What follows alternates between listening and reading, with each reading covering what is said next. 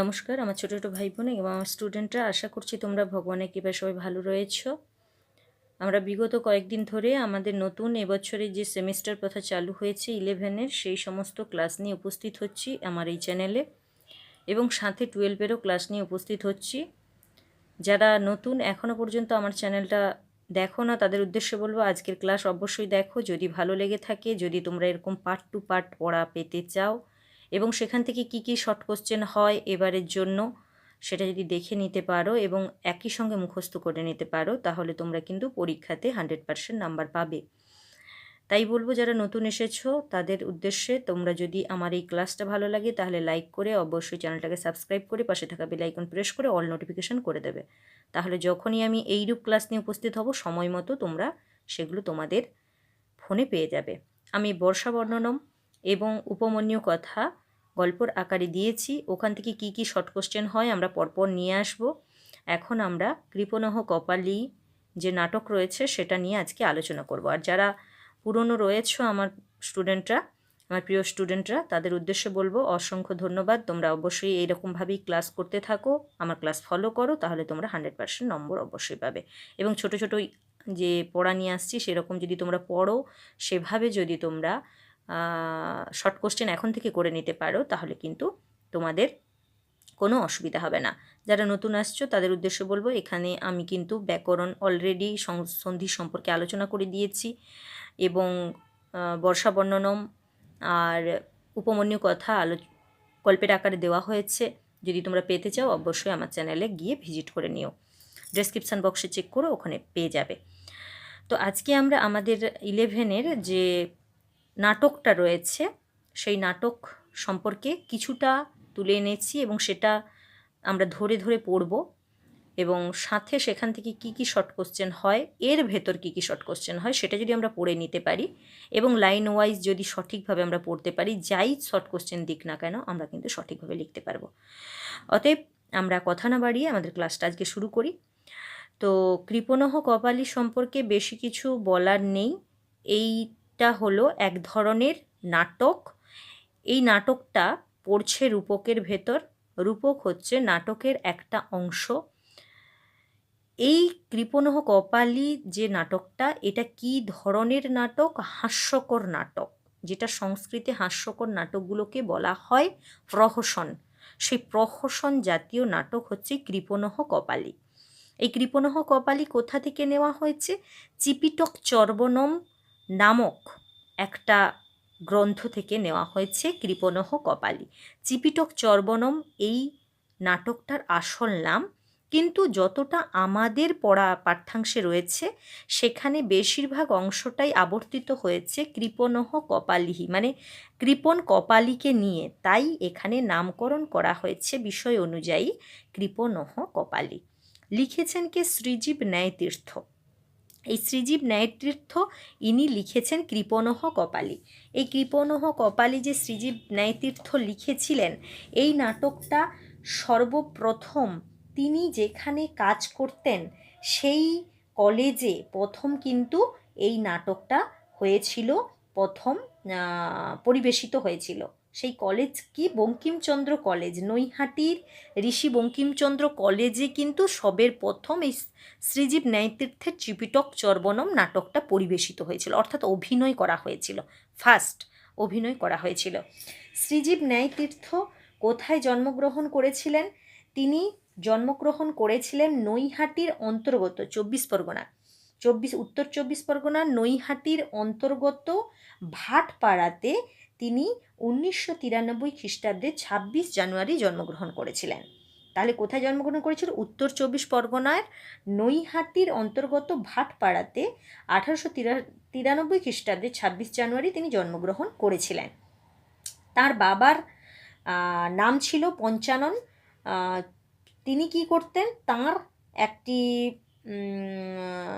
যাকে আগেকার দিনে কি কি পথাতে পড়া হতো? চতুষ্পাঠী পড়াতে, মানে আগেকার দিনে একটা টোল, সেই টোলে গিয়ে পাঠ করতে হতো, মানে পড়াশোনা করতে হতো।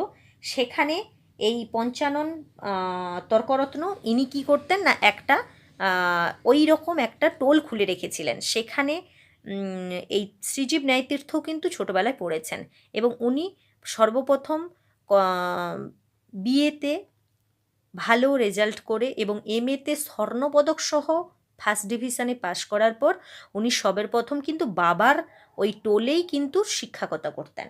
তারপরে উনি কি করেছেন না, তিনি ঋষি বঙ্কিমচন্দ্র কলেজে অধ্যাপনা করেছেন, ভট্টপল্লী সংস্কৃত কলেজের অধ্যক্ষ হন এবং কলিকাতা বিশ্ববিদ্যালয়, যাদবপুর বিশ্ববিদ্যালয়, কাশী হিন্দু বিশ্ববিদ্যালয় সংস্কৃত বিভাগে অধ্যাপনা করেন।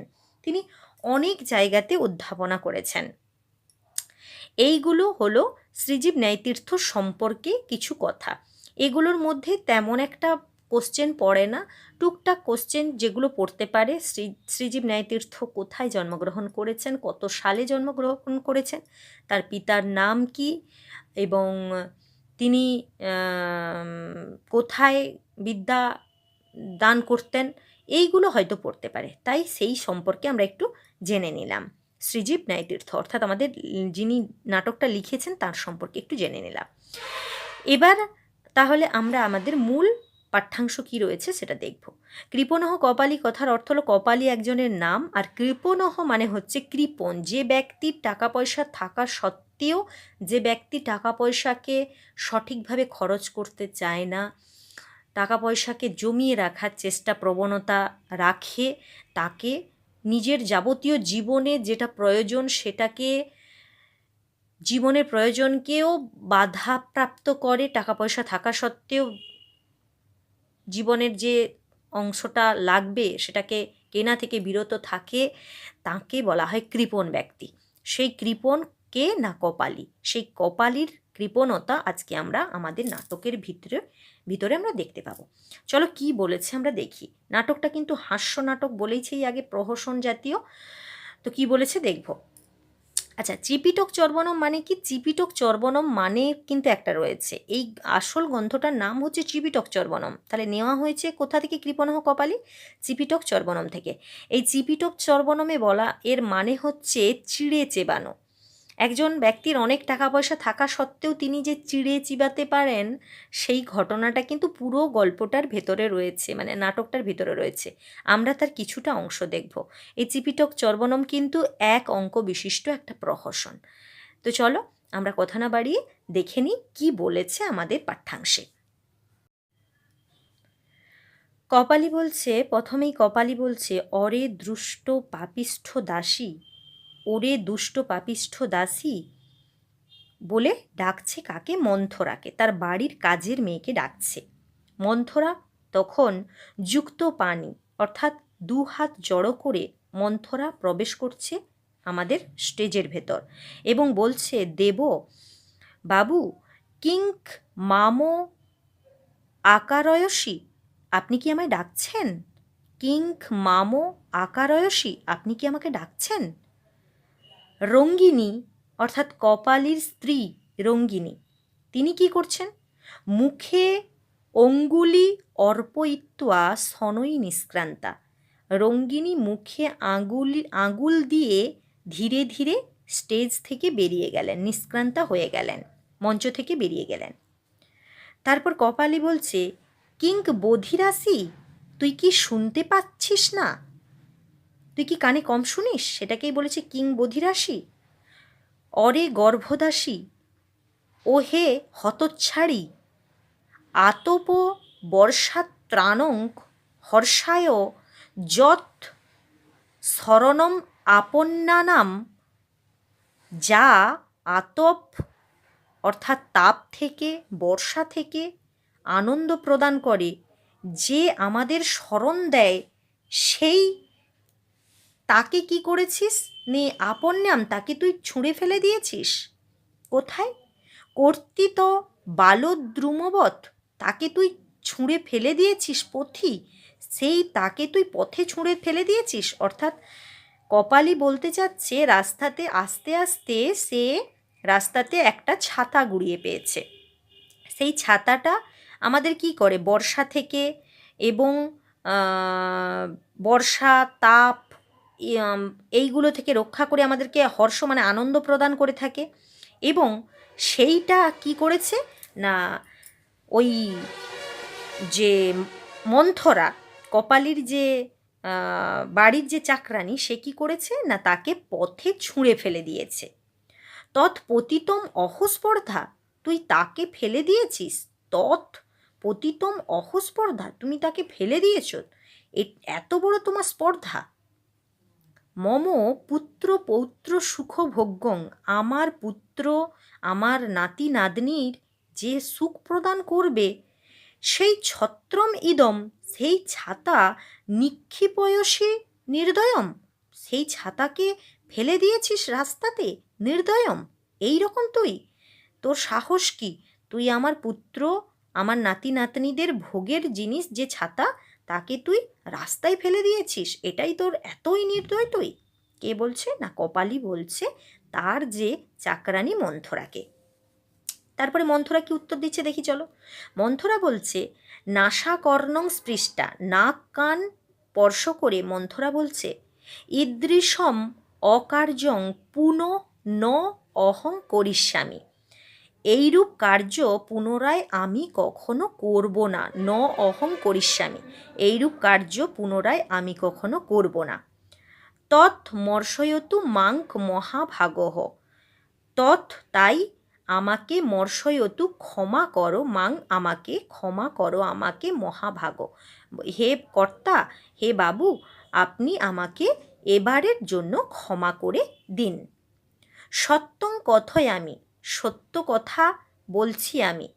পঙ্গু রামেন ভৃত্যেন, পঙ্গুরাম ভৃত্য তব জীর্ণং পাদুকা যুগলং, তব তোমার জীর্ণ জুতো জোড়া, পাদুকা যুগলং তোমার জীর্ণ জুতো জোড়া, নিক্ষিপ্তম ইতি ছুঁড়ে ফেলে দিয়েছে, এই দৃষ্টা দেখে ময়াপি ময়াওপি আমিও ছত্রং পরিত্যক্তম, আমিও ছাতাটা ফেলে দিয়েছি।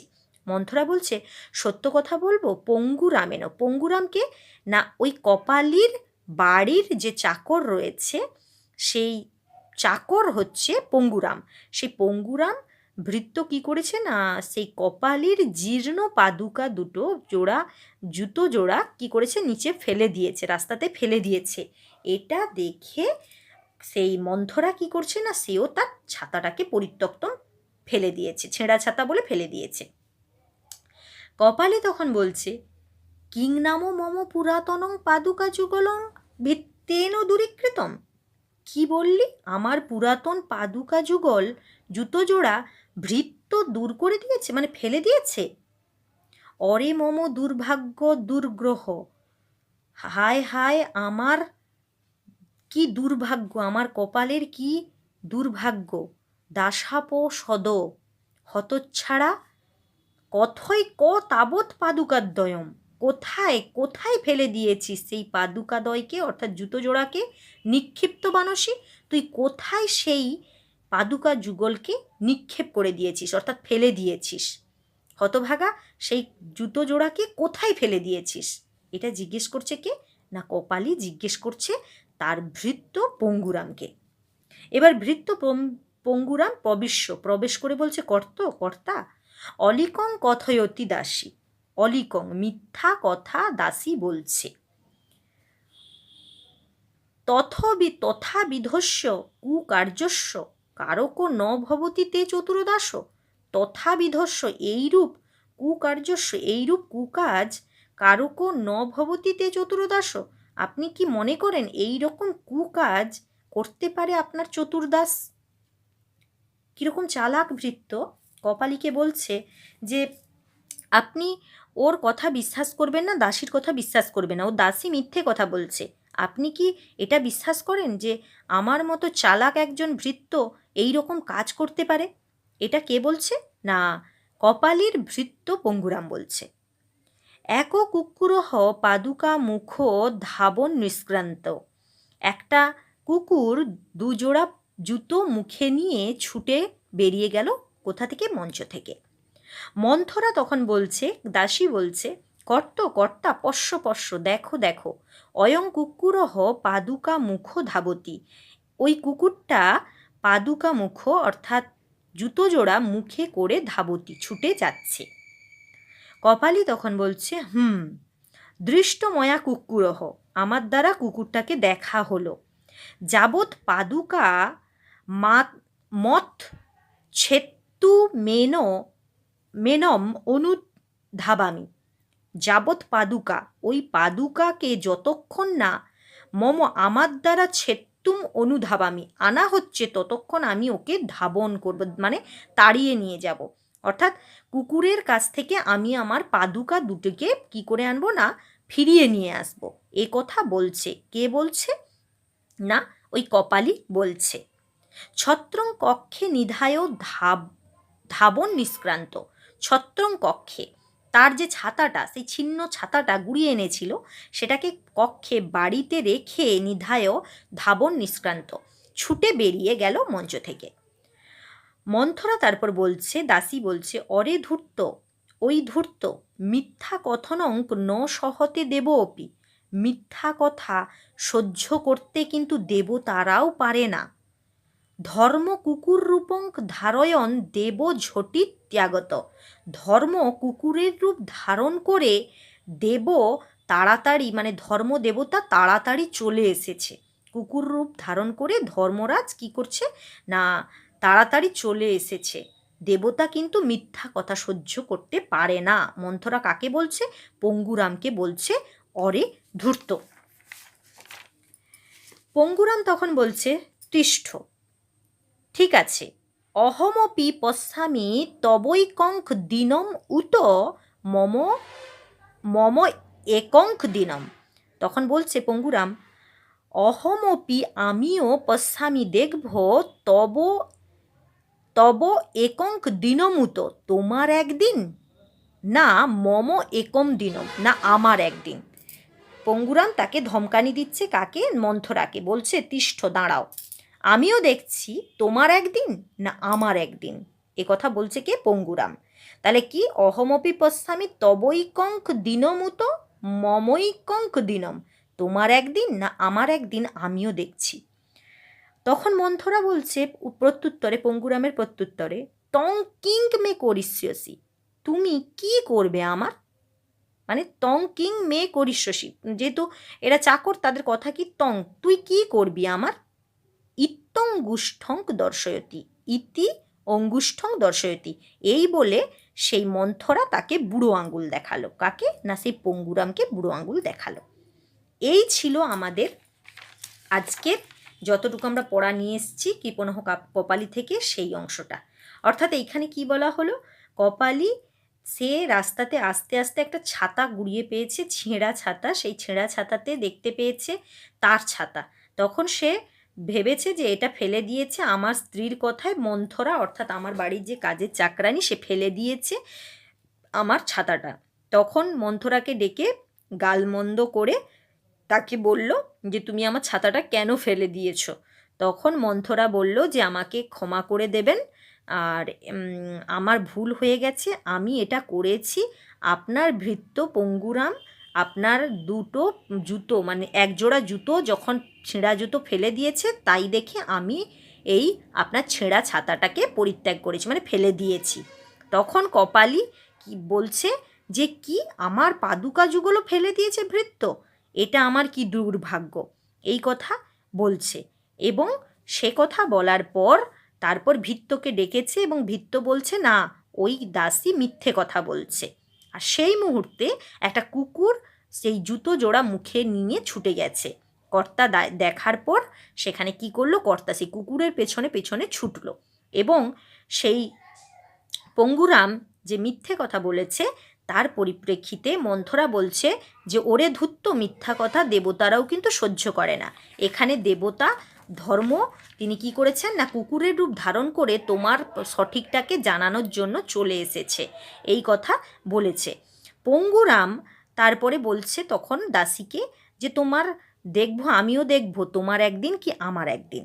এই কথা বলাতে মন্থরা কি করেছে, তখন বলেছে তুই আমার কি করবি, এই বলে বৃদ্ধাঙ্গুল দেখিয়েছে কে না মন্থরা। আমরা কিছু হলে দেখাই না বুড়ো আঙ্গুল, কিচ্ছু করতে পারবি না, সেটা দেখিয়েছে। আজকের এইটুকু পড়ার ভেতর থেকে আমাদের কি কি শর্ট কোশ্চেন হতে পারে সেটা আমরা দেখে নেব। আর এগুলো যদি একসঙ্গে তোমরা করে নিতে পারো, খুবই শর্ট কোশ্চেন, সেগুলো তাহলে আমাদের পরীক্ষাতে আমাদের কাছে কোনো বাধাই থাকবে না। আর তোমরা জানো এবছরের সিলেবাসে কেবলমাত্র তোমাদের MCQ SAQ কোশ্চেন থাকবে। তাই চলো আমরা দেখে নিই কী কী এখান থেকে শর্ট কোশ্চেন হতে পারে। চলো, প্রথম যে কোশ্চেনটা হতে পারে, সবই তোমাদের বইয়ে সব দেওয়া আছে, আমি শুধু ধরে ধরে পড়ালাম যাতে তোমরা একটু একটু পড়া সঠিকভাবে এগিয়ে নিয়ে যেতে পারো, তাই ধরে ধরে পড়ালাম। যেই কোশ্চেনগুলো আমি তুলে এনেছি সবই বইয়ে আছে, প্রত্যেকটা বইয়েই রয়েছে, তবু আমি তুলে এনেছি কি কি কোশ্চেন আজকের ভেতর হতে পারে, আজকের পড়ার ভেতর হতে পারে, সেটা তুলে এনেছি তোমাদের সুবিধার্থে।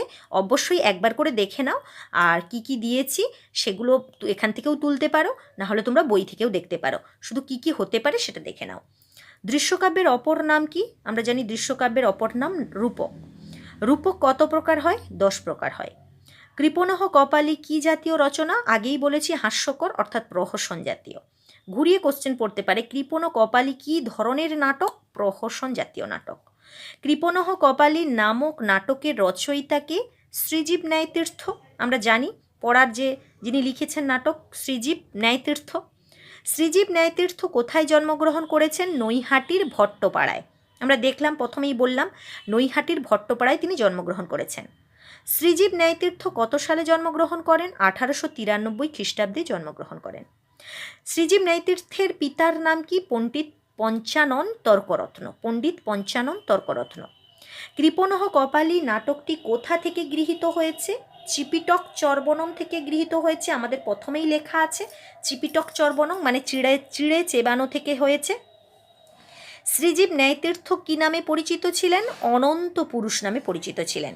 শ্রীজীব ন্যায়তীর্থ অনন্ত পুরুষ নামে পরিচিত ছিলেন। চিপিটক চর্বণম শব্দটির অর্থ কি? ওই যে বারবার আমি বলছি চিড়ে চেবানো, তাহলে চিপিটক চর্বণম শব্দটির অর্থ হলো চিড়ে চেবানো। পাঠ্যাংশে কোন প্রাণীর উল্লেখ আছে? পাঠ্যাংশে কুকুরের উল্লেখ আছে।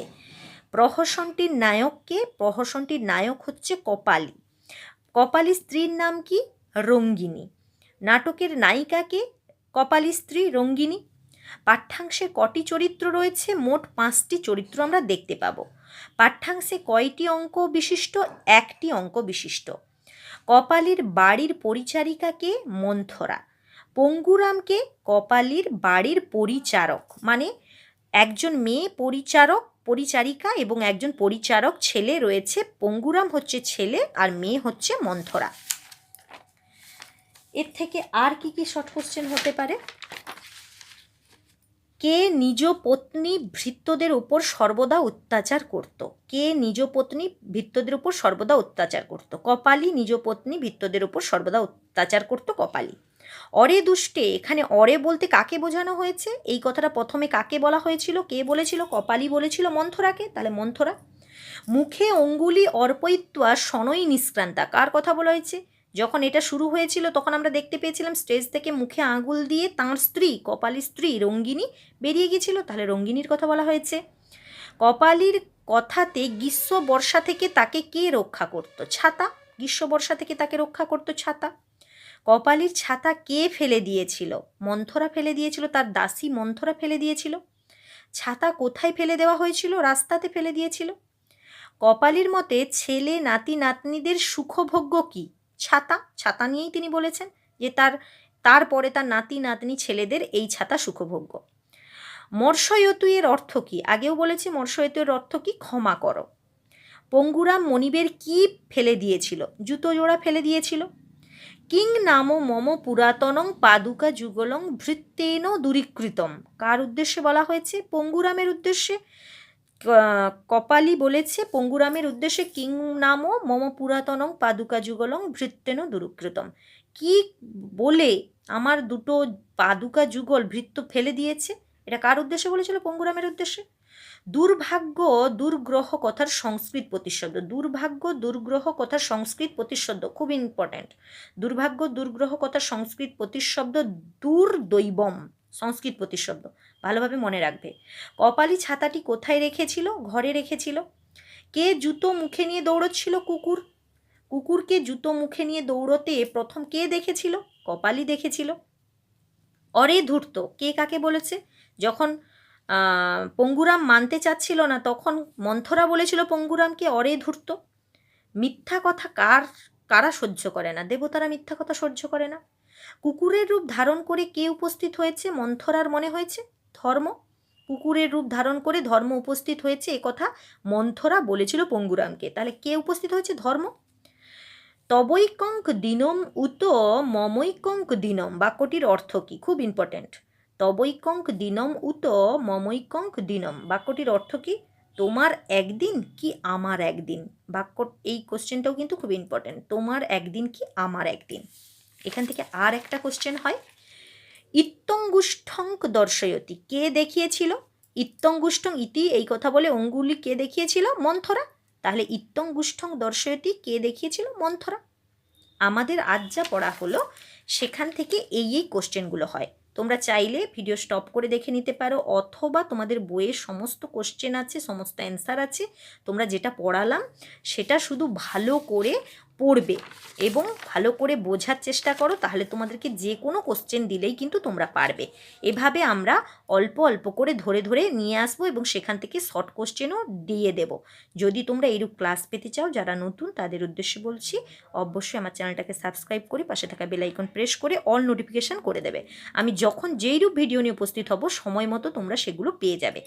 আর যদি ভালো লেগে থাকে, পুরাতন এবং নতুন সবাইয়ের উদ্দেশ্যে বলছি, অবশ্যই একটা করে লাইক করে দিও আর বন্ধুদের সাথে শেয়ার করতে পারো ভিডিওটা।